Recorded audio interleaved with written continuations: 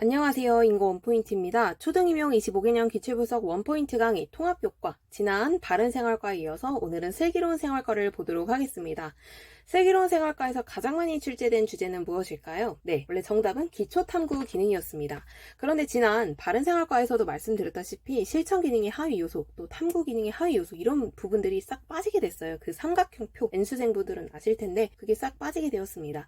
그래서 이 주제를 말씀드린다기보다는 최근에 슬기로운 생활과의 기출 경향과 그 다음에 그 기초탐구 기능 주제를 제가 기출분석집에 넣은 그 이유를 고려를 해서 슬기로운 생활과는 주제 이름을 좀 바꿔봤어요. 바로 활동 발문 만들기로 바꿔봤습니다. 그래서 기초탐구 기능과 활동 발문 만들기 주제를 두 개를 섞으니까 무려 16회나 출제가 되었더라고요. 제가 슬기로운 생활과의 최근 5개년 발문을 살펴보니까 21학년도 그리고 24학년도에서는 질문 또는 교사의 발문 만들기가 나왔고 22, 23, 25학년도에서는 활동 만들어 쓰는 게 나왔어요.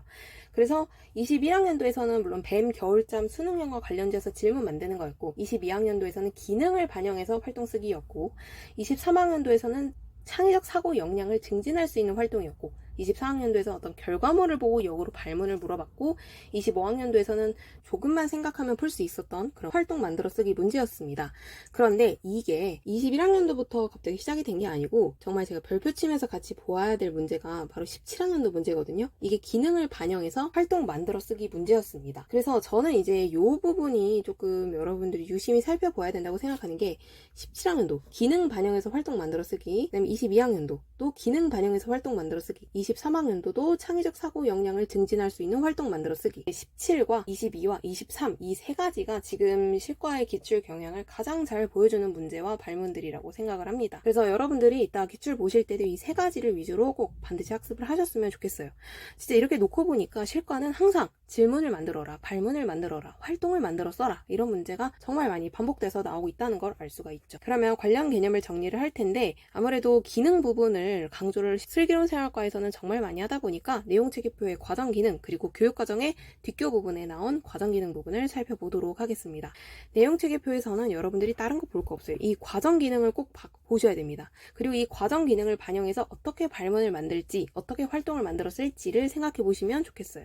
그 다음에 제가 뒷교의 교수학습 방향 부분에 라 항목에 보시면 준비하기, 질문하기, 계획하기, 조사하기, 관련짓기, 의논하기, 나타내기, 평가하기 이렇게 다양한 과정 기능이 나와 있는데 내용체계표에 나오지 않은 세부적인 과정 기능도 괄호에 나와 있는 것을 알 수가 있습니다. 근데 정말 다 너무 중요한 표현들이어서 이것들을 외운다기보다는 아까 앞서 내용체계표의 그 과정 기능을 보셨을 때처럼 이걸 보고 어떤 발문을 만들어 쓸 수 있을까? 어떻게 활동을 만들어 쓸 수 있을까를 생각하시면서 이 교수학습 방향도 함께 학습하셨으면 좋겠습니다. 네, 그러면 25개년 기출 속에서 출제 패턴을 조금 더 정교하게 발견해 보도록 할 텐데요. 예체능편 410에서 417쪽 그리고 보충 자료는 25학년도 문항이 추가가 되었는데 사실 이 25학년도 문항을 넣을지 말지 고민을 좀 많이 했어요. 왜냐면 기능을 모른다고 해도 그냥 정말 생각해서 풀 수 있었던 문제였거든요.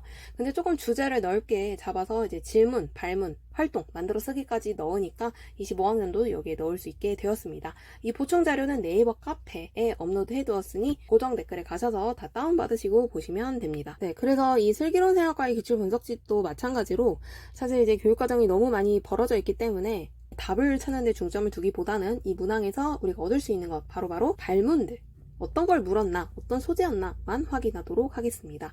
먼저 2002학년도에서는 여기서 탐구 활동이 포함이 되도록 한 문장으로 쓰라고 한 것을 알 수가 있죠. 그래서 기능 부분을 물어봤던 걸 알 수가 있습니다. 다음 2003학년도에서도 기초 탐구 활동 6개를 써라 라는 부분, 2004학년도에서도 기능을 한 가지 써라 라고 했네요. 계속 용어 수준에서 물었습니다. 정말 좋았던 시절이죠. 다음 2005학년도에서도 보시면 지금 기초 탐구 활동 중에 무엇에 해당하는지 용어 수준에서 묻고 있고 여기도 기초 탐구 활동 가운데 뭐와 관련이 깊냐, 용어 수준에서 묻는 것을 알 수가 있습니다. 근데 아마 최근 기출 공부하신 분들은 조금 신기하실 수도 있는데요. 여기 이 본문 내용이 진짜 신기한데 2022학년도에 그대로 소재로 활용이 되었었어요. 색깔에 따라 뭔가 둘로 나누었다. 그리고 붉은색인 것과 붉지 않은 것으로 나누었다. 또 끝이 갈라진 것과 갈라지지 않은 것으로 나누었다. 이 부분을 그대로 22학년도에 답으로 활용할 수 있었던 문제였거든요. 그래서 기출 분석의 중요성을 알 수 있기도 합니다. 다음에 2009학년도에서 여기 기초 탐구 활동 요소를 다루고 있다라고 했는데 기능 여기 활동 예시 부분들을 또 참고하시면 많이 도움이 되실 것 같고, 무리짓기라는 기초 탐구활동 기능 또 물어보고 있는 걸 알 수가 있습니다. 그 다음에 2011학년도에서 여기 조사 발표하기라는 기능 물어보고 있고요. 여기는 이번에 이제 기능을 다 나열해서 옳지 않은 것을 골라 수정하는 아주 기계적인 암기를 요구했던 문제였습니다. 다음 여기 16학년도 보시면 이제 옛날 이렇게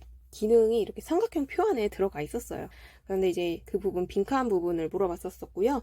17학년도 문제는 좀 볼 필요가 있죠. 왜냐면 이 무리짓기가 잘 드러나게 활동을 채워라 라는 문제가 나왔었거든요. 그래서 이 17학년도 문항은 꼭 여러분들이 학습에 활용을 하셔야 되겠습니다. 다음에 19학년도도 다시 관련 있는 기초탐구 기능 용어 수준에서 묻고 있는 것을 알 수 있고, 우리는 역으로 이 기능을 보고 활동을 쓰는 연습을 하셔야 되겠죠. 탐구 기능 어떤 것과 관련이 있나 이런 것들을 물어봤는데, 우리는 마찬가지로 이 기능을 요렇게 풀어낼 수 있다라는 거, 요 부분을 떠올리는 방향으로 이제는 공부를 하셔야 되겠어요. 그 다음에 22학년도에 여기 제가 아까 활동의 답이 제시문에 있었다고 과거 2008학년도 기출에 말씀을 드렸었잖아요. 그래서 우리가 기출을 공부해야 되는 이유가 이런 부분에서도 또 알 수가 있는 것 같습니다. 만약에 2008학년도 기출 공부했으면 정말 깜짝 놀랐을 것 같아요. 무리짓기 자꾸 많이 물어보는 것도 알 수가 있죠. 그래서 어떤 기능을, 어떤 역량을 길러주기 위해서 어떤 활동을, 어떤 발문을 할 수 있을까를 계속 생각하시면 정말 많이 도움이 되실 것 같습니다.